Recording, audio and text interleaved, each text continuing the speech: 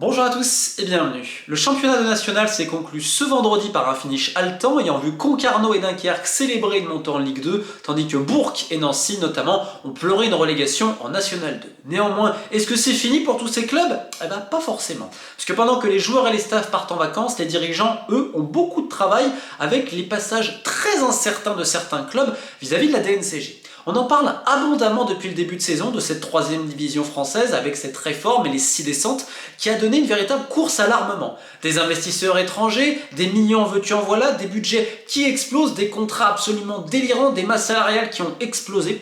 C'est simple, beaucoup de clubs nationaux ont pris beaucoup de risques en espérant soit ne pas descendre, soit monter en Ligue 2 avec peut-être des finances incertaines. Et beaucoup de clubs en fait ont joué avec de l'argent qu'ils n'ont pas et donc aujourd'hui attendent des aides, on va dire de l'argent public, soit des rachats miraculeux de dernière minute pour se sauver les fesses. Alors on va être très clair, il y a beaucoup de clubs en première instance qui ne seront pas acceptés par la DNCG et qui devront faire appel de cela. Et pendant que des équipes comme Versailles ou Sedan cherchent des investisseurs de dernière minute, il y a également de gros problèmes à Dunkerque dont on a parlé depuis des mois. Regardez ce qui avait été dit.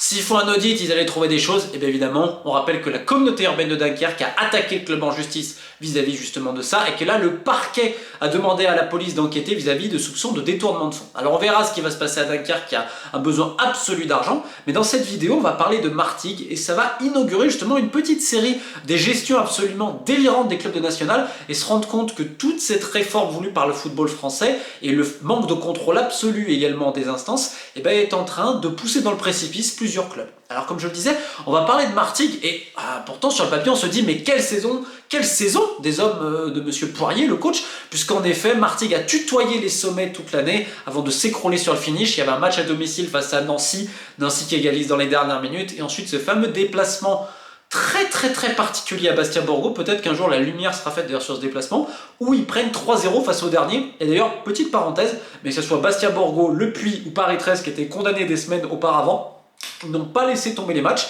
et au contraire il y a eu beaucoup de surprises qui montrent que c'est un championnat très incertain. Il faut rendre hommage à ces équipes qui étaient condamnées mais qui eux ont joué le jeu jusqu'au bout. Bref, pardonnez ma voix, je suis un petit peu malade, mais pour revenir donc sur Martigues, tout allait bien, on se disait un budget pas si énorme que ça, on l'annonçait si je dis pas de bêtises vers 2 millions 3, 2 millions 4, donc c'était un des plus petits budgets avec c'est vrai toujours cette énorme aide de la mairie, c'est quasiment 40% du budget, 1 million 100 000 je ne dis pas de bêtises, et évidemment ça a tranché avec les dernières années puisqu'on va faire un petit flashback, mais avant ça il y a eu la présidence de Baptiste Giabiconi, alors ça avait beaucoup fait parler au niveau local, peut-être pas assez au niveau national.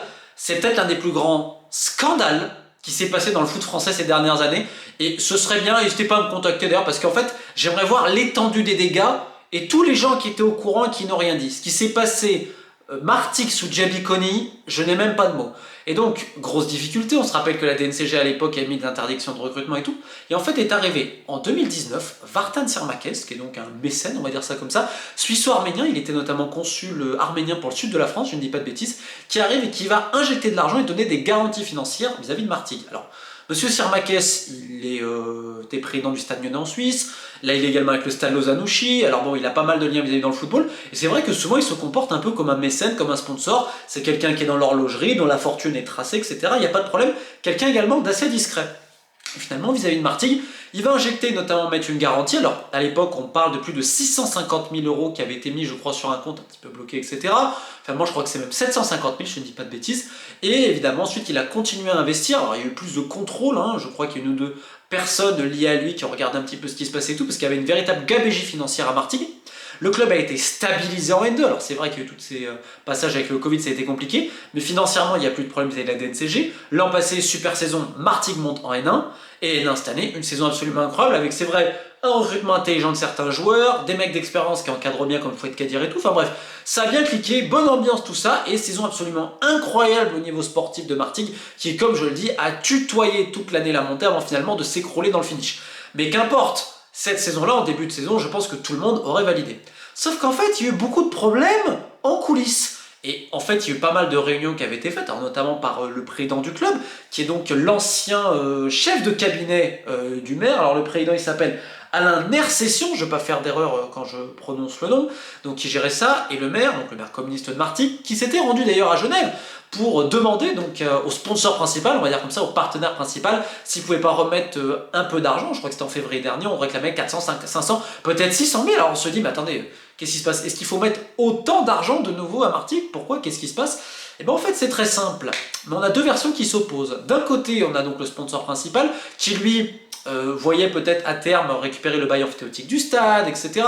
Parce que si jamais en plus Martigues devait monter, il y aurait eu la création d'une SASP, et donc évidemment peut-être un propriétaire, donc M. Sirmakes peut-être dans son idée c'était ça ensuite de récupérer, ce qui paraît logique puisque c'est lui qui a littéralement été le sauveur du club financièrement, c'est lui qui a porté les garanties vis-à-vis de la DNCG, c'est également lui, ces dernières années je crois qu'il a mis entre 300 et 400 000 en plus de la première garantie, etc. Et en fait, M. Sirmakes et donc on va dire son personnel s'est rendu compte que eux, ce qu'ils estimaient, les 750 000 euros à peu près, c'est ça, qui était sur un compte en termes de garantie, qui on va dire c'était un peu, voilà, garantie, normalement ça ne devait pas y toucher. Ben il n'y a plus rien. Ben il est passé où l'argent? Et alors, pire encore, le déficit de cette année, entre 800 et 900 000 euros.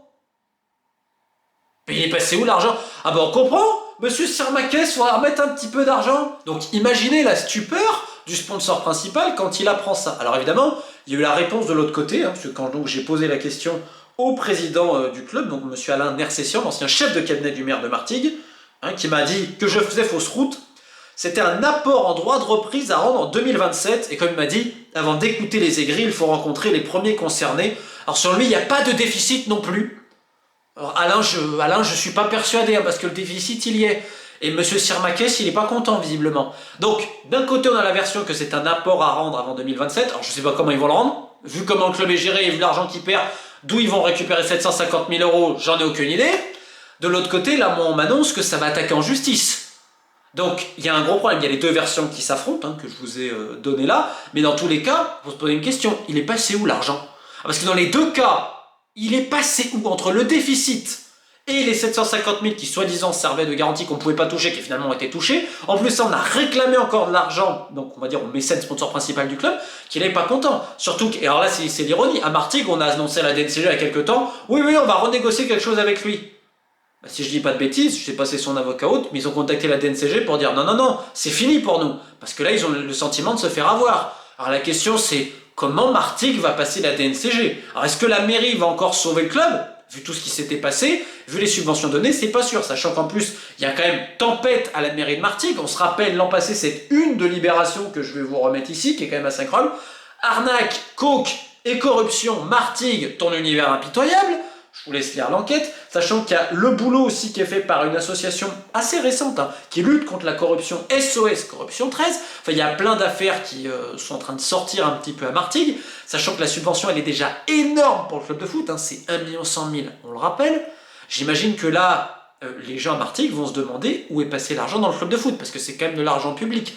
C'est quand même assez grave ce qui est en train de se passer. Alors, j'attends de voir ce que va dire monsieur le maire. En tout cas, selon son ancien chef de cabinet, qui est actuellement le président actuel, lui il me dit qu'il n'y a pas de problème, que l'apport doit être rendu avant 2027, etc. Mais comme je le répète, de l'autre côté, on n'est pas du tout d'accord. Et là, on s'attend à des attaques au niveau juridique. Mais ça pose aussi une question. Comment Martigues va passer la DNCG, vu que monsieur Sirmakes, aujourd'hui, se désengage du club? C'est la question, est-ce qu'il y aura des fonds propres, est-ce qu'il y aura un nouvel investisseur, etc. Sachant que tu as aussi un problème, c'est le statut juridique du club, qui n'est pas une SASP. Donc il y a plein d'incertitudes aujourd'hui, je ne sais pas vis-à-vis du staff et des joueurs s'ils étaient aussi au courant de tout ça, mais là tu te poses la question, c'est de la somme, entre 800 et 900 000 d'un côté déficit et 750 000, ça fait plus d'1,5 million là quand même. Ça fait plus d'1,5 million, donc c'est pour ça tout le titre de la vidéo, où est passé l'argent? Et là il y a des gens qui ont des comptes à rendre, au minimum des explications à donner aux gens. Dans le même temps, ce qui est assez terrible, c'est que le siège social de Martigues a encore été brûlé, encore été victime d'une tentative criminelle, comme le dit le président du club. C'est la deuxième fois en quelques années, et il y a plein d'histoires comme ça. Et c'est là où c'est vraiment triste, parce que la mairie, et ça on peut dire tout ce qu'on veut, elle a fait beaucoup d'efforts pour le club de football. Énormément d'efforts, notamment vis-à-vis du stade. Il y a eu des rénovations, il y a eu plein de choses. C'est pour ça qu'on s'attendait que si jamais il y avait une montée en Ligue 2, en effet, on serait passé sur une SASP, et peut-être que donc il y avait cette idée de bail amphithéotique du stade et plein d'autres choses. Mais il y a quand même eu des investissements clairs et nets pour le football à Martigues. Sauf qu'on remarque avant avec la présidente Jaby Koni. Et maintenant on remarque ça avec de l'argent mystérieusement qui disparaît un petit peu. Et on a l'impression que c'est un serpent de mer à Martigues, que dès qu'il y a quelque chose de bien, parce que là encore une fois, un énorme bravo au niveau sportif. Ça soit, il y a eu des recrues intelligentes, ça a bien cliqué, les anciens qui ont fait leur boulot, enfin le staff, honnêtement ça a été exceptionnel sportivement d'arriver à ce niveau-là alors que personne au début de saison n'attendait Martigues à ce niveau. Néanmoins, en coulisses, est-ce que ça a suivi la magnifique saison des joueurs et du staff? Donc voilà où on en est aujourd'hui, ça pose plein de questions, hein, comme Dunkerque, on en parlait il y a un moment, comme Versailles, hein, on avait dit à ce rythme-là ils pourront pas tenir, en effet ils peuvent pas tenir et ils cherchent un repreneur, et ça pose une question plus générale sur l'état du football en France, et notamment des subventions. On l'avait également dit pour Chartres, hein, 1,2 million de subventions en National 2, c'est absolument délirant, la DNCG les a rétrogradés en Régional 1 là, et en fait quand les mairies subventionnent, alors vraiment on va dire Dunkerque, Chartres et Martigues c'est 3 bons exemples, parce que ce sont des mairies qui subventionnent vraiment très généreusement les clubs de football. On remarque qu'à Dunkerque, ils ont vu la trahison. La communauté urbaine a attaqué le club en justice. À Chartres, on continue de donner plein soutien au président, alors que le club est tombé, que ce soit sportivement et également administrativement, même si le club se réserve le droit de faire appel. La question, c'est quelle va être la position de Martigues, et notamment du maire, notamment toute la mairie, quand on donne autant d'argent à un club. Alors peut-être c'est des amis, etc., mais que là, il y a manifestement un problème au niveau des comptes, les budgets n'ont pas été respectés, etc. Quelle va être la position de la mairie, sachant qu'on le répète, c'est aussi de l'argent public. Pour terminer, on attend ce que la DNCG va dire, notamment en première instance, alors peut-être qu'il y aura ensuite des appels, mais cette situation-là, et on va en parler dans la semaine, on fera un spécial Nancy, etc., et ben elle va poser question pour de nombreux clubs de National 1, de National 2 et de National 3. La réforme du football français visant à baisser le nombre de clubs dans les niveaux nationaux, avec énormément de descentes dans chaque poule, ben en fait elle a un effet désastreux, parce que chaque club ayant tellement peur de tomber, et d'autres qui sont aussi omnibulés par la folie de montée et la folie des grandeurs, et ben on dépense, même l'argent qu'on n'a pas forcément. Et ça montre en fait un championnat à 2 vitesses, d'où le rôle de la DNCG normalement. Est-ce qu'il faut sanctionner les clubs qui ont joué avec de l'argent qu'ils n'ont pas, ou au final les laisser s'en sortir si en ultime minute une aide supplémentaire de collectivité ou d'un mécène arrive et donc permet d'équilibrer? Mais d'un autre côté, si on permet ça, n'est-ce pas injuste vis-à-vis de tous les autres clubs qui, eux, ont joué avec les règles? C'est une des questions qu'on doit se poser cette semaine, comme vous allez le voir, quand on va faire un peu le panorama de ce championnat-là, dont certains rêvent d'une Ligue 3 ou que sais-je encore. On verra à quel point on a pris les gens pour des imbéciles, et quand je dis les gens, c'est aussi le contribuable français, parce que malheureusement, dans la plupart des cas, on remarque que l'argent public, quand il est mis dans le foot, notamment dans des clubs qui aspirent au niveau professionnel, bien souvent ça brûle aux doigts de certains, et on en fait n'importe quoi, et on le retrouve plus jamais. Espérons qu'à Martigues, on le retrouve. Officiellement, comme a dit le président, il faudra qu'en 2027, les 750 000 soient rendus. Alors on va le croire, on va espérer que tout aille bien dans le meilleur des mondes. Mais au fond de moi, j'ai quand même un doute. Allez, on keep the faith et bonne chance à Martigues pour sauver.